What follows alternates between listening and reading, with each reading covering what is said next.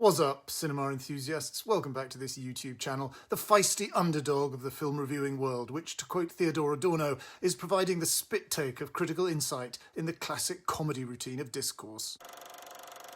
British Moroccan filmmaker Faisal Boulifa made an impressive debut in 2019 with Lynn and Lucy, his social realist psychodrama of friendship set on an Essex housing estate. This follow-up, The Damned Don't Cry, is every bit as impressive, an intimate, poignant, even tragic study of a mother-son relationship and set in Morocco, humane, richly involving and powerfully acted by two headliners making their screen debut. منظر واعر اش غندير بشي بلاصه بحال هادي؟ ما عمر عجباتك شي حاجه؟ ماشي هكاك، واش عاقل على الشيفور ديال الكار؟ النصارى كيديروا العجب تما. حشومه عليهم، بغيت نوض نصلي. انا غادي نوض نصلي. راك كتمثلي.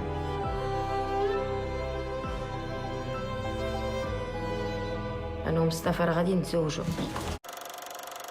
Selim, played by Abdallah El Hachouji, is a teenage boy who lives with his middle-aged mum Fatima Zehra, played by Aisha Tebai, in a tiny rented room. They share a mattress on the floor to sleep like a married couple.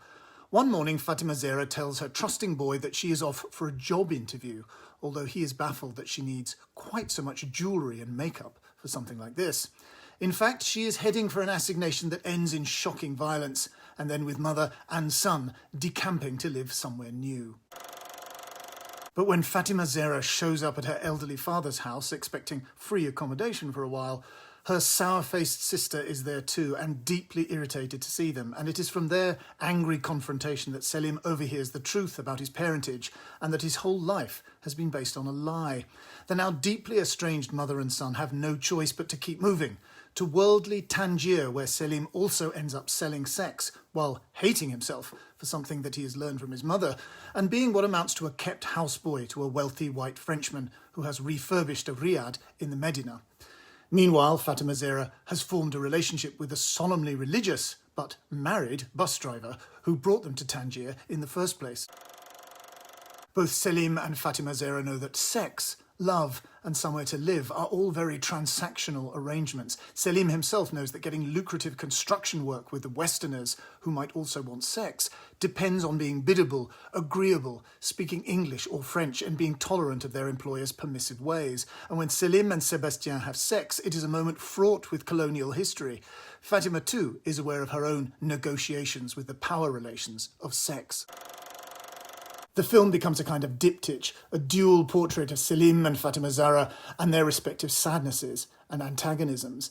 Selim has so recently lost his innocence, and Fatima Zehra is poignantly trying to regain what remains of hers in finding some marital respectability. And it is perhaps only Selim's bitter realisation of the truth which has enabled her to come out of denial about what her own life has been about, although she, and we, the audience, are under no illusions about what male cruelty and male arrogance has done to them both.